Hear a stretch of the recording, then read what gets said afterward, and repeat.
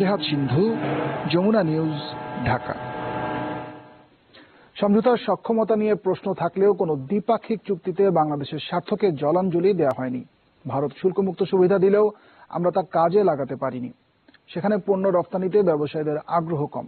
সকালে আঞ্চলিক বাণিজ্য এবং আন্তঃসংযোগ বিষয়ে আয়োজিত সেমিনারে বাণিজ্যমন্ত্রী তোফায়েল আহমেদ এসব কথা বলেন। জানান, শুধু ভারত নয়, স্থানীয় শিল্প সুরক্ষায় বাংলাদেশও অনেক ক্ষেত্রেই অ্যান্টি ডাম্পিং ডিউটি আরোপ করেছে।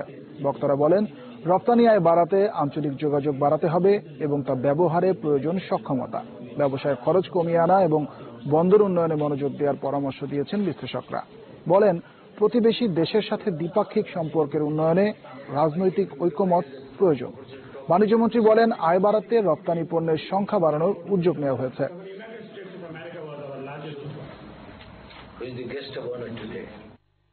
আমাদের সক্ষমতা নেওয়া, আমরাই আমাদের প্রশ্ন করি। আমরা যখন নেগোসিয়েট করি, আমাদের অনেকে বলা হয় যে আমাদের সেরকম সক্ষমতা নাই। তা ঠিক না। আমরা কিন্তু আমাদের কোন স্বার্থকে আমরা জলাঞ্জলি দেইনি। আজকে দেখেন, পৃথিবীর সব দেশে নিজের শিল্প কলকারখানাকে প্রোটেকশন দেওয়ার চেষ্টা করে।